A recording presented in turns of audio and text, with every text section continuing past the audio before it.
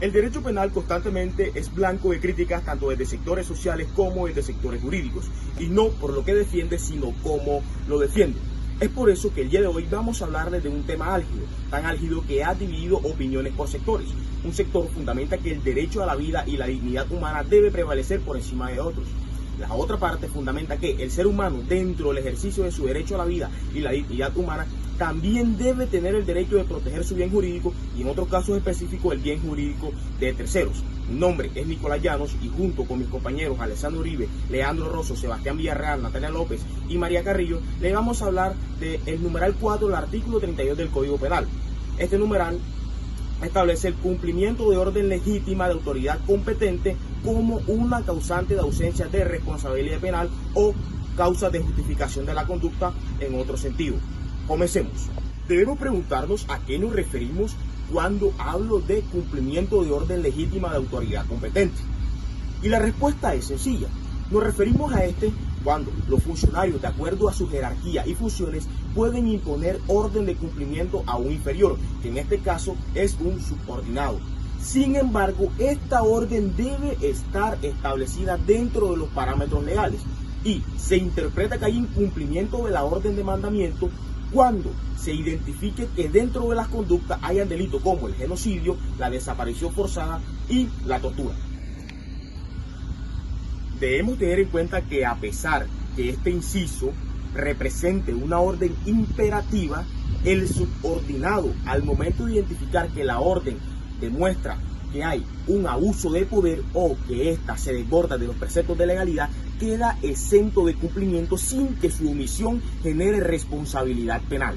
Debemos tener en cuenta que para hablar de cumplimiento de orden legítima de autoridad competente se deben configurar unos elementos. El primero, que exista una relación jerárquica entre superior y subordinado. El segundo, que la orden sea legítima. El tercero, que el superior sea competente para proferir la orden. El cuarto, que esta orden se programe o se imparta conforme a lo establecido en la ley. Y el quinto y último elemento es que exista la obligación por parte del subordinado de cumplir esta obligación impartida. En la doctrina existen tres posiciones que se refieren sobre la naturaleza del obrar en cumplimiento de un deber. La primera posición está dada por autores que sostienen que el obrar en cumplimiento de un deber debe ser mixto, ya que puede operar como causal de justificación o atipicidad, tal y como lo sostiene el autor colombiano Fernando Velázquez Velázquez. Sin embargo, consideramos que esta posición mixta no puede tener mayor firmeza en la doctrina, ya que cuando se llega a determinar que la conducta analizada es atípica, será irrelevante penalmente entrar a evaluar si dicha conducta está o no amparada en la causal de justificación. La segunda posición, sostenida por Felipe Villavicencio Terreros, quien mantiene que el obrar en un cumplimiento de un deber es una causa de atipicidad, pues cuando hay una obligación específica de actuar para el sujeto, no se trata ya de un permiso, sino que cometerían un delito si actuara, presentándose una grave contradicción. No actuar sería tan típico como actuar. Por último, la tercera posición es la más aceptada por la doctrina, ya que sostiene que el obrar en cumplimiento de un deber tiene naturaleza jurídica de una causa de justificación, por tanto opera, o mejor, es de aplicación sobre una conducta típica, jamás sobre una conducta atípica.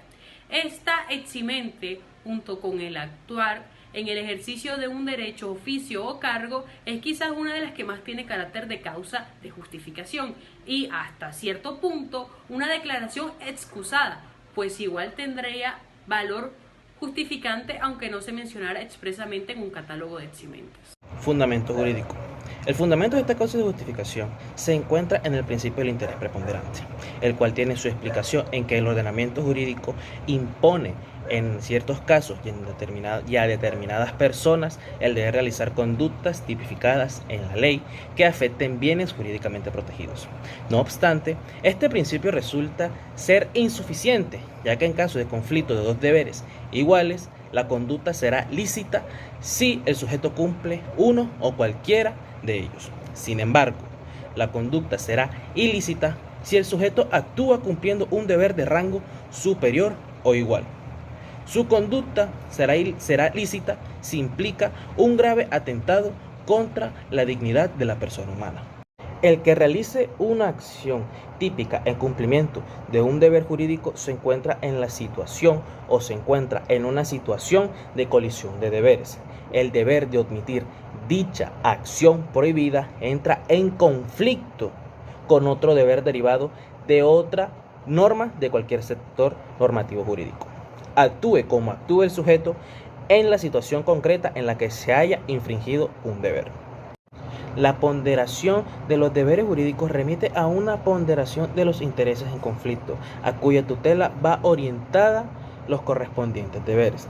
También aquí hay que tener en cuenta que, como en el estado de necesidad, hay que tener en cuenta no solo los bienes jurídicos, sino la totalidad de los intereses en juego. En los supuestos de conflicto de dos deberes de acción del mismo rango, es necesario que la conducta del sujeto se oriente a cumplir uno de ellos para que dicha conducta sea lícita. Un ejemplo sería el médico que solo salva a uno de los tres heridos graves por no disponer del instrumental necesario ni la dotación suficiente, omitiendo intervenir el resto. Está cumpliendo con su deber, por ende su conducta aparece justificada frente al resto de los heridos que por omisión dejarían de existir. En consecuencia, si el deber cumplido es de rango inferior al infringido, la conducta sería ilícita. Sin embargo, solo cuando se utiliza al ser humano como un mero instrumento o se atente de otro modo gravemente contra su dignidad. La conducta será ilícita aunque se realice en cumplimiento de un deber. Un ejemplo de esto sería el cirujano que, para salvar la vida de su paciente, estripa a otra persona contra su voluntad un riñón para llevar a cabo un trasplante.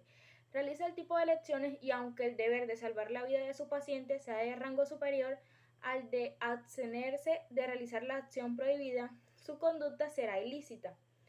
Únicamente podrá verse excluida o atenuada la culpabilidad si estaba realmente excluida o disminuida su capacidad de obrar conforme a derecho. Los requisitos para el cumplimiento de orden legítimo de autoridad competente. Para que opere la eximencia de una obra en cumplimiento de un deber, es necesaria la concurrencia indispensable de ciertos requisitos o elementos, ya que de no concurrir uno de ellos, la eximencia no funciona.